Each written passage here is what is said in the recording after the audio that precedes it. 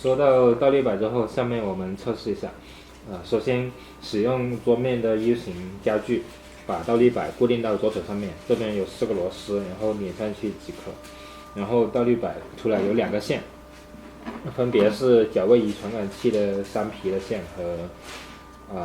倒立摆电机的6皮的线。我们插到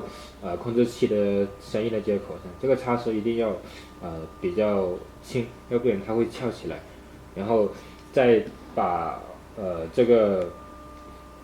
适配器的接口插上到控制板上面，给控制板进行供电。插上之后显示屏会点亮，如果显示屏没有亮的话，我们可以单击一下复位键，这样就可以把显示屏点亮。这个时候倒立摆还没法完成一个倒立的状态，我们需要把摆杆扶到一个垂直的位置，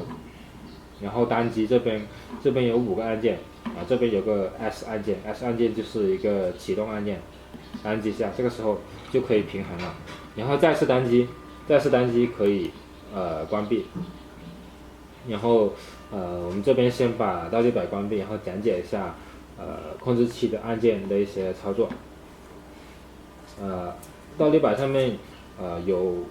5个按键，然后这边上面有显示屏会显示一些参数，其中 S 按键是开启或者关闭倒立摆电机，这边的叉按键可以在倒立摆平衡的时候单击或者双击控制倒立摆的做圆周运动，主要是单击和双击是改变倒立摆做圆周运动的方向。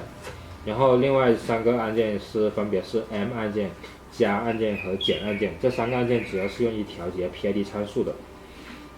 在显示屏的第1到第4行分别是倒立摆的倾角环和位置环的 PID 参数。我们看到参数旁边有个 Y 的话，就代表这个参数被选中。被选中之后，我们就可以通过加减按键进行参数的调节。然后第5、第6行的话是第5行是电池电压，第6跟第7行是倒立摆的传感器的数据，包括编码器和第6行是编码器的测量值，第7行是编码就是位置环的目标值。然后这边我们晃动可以看到，默认是10000。第8行是脚位仪传感器的数据，还有旁边有一个起始数据，就是当摆杆在自然下垂的时候，必须加进于这个数据，比如是240的正负10左右，这个时候才可以平衡。如果偏离这个数据太大，就无法平衡。我们需要调节这边的需要拧松这个摆杆的螺丝，然后调节这个传感器的数据，直到它等于这个 GI 等于240，才可以开启我们的倒立摆。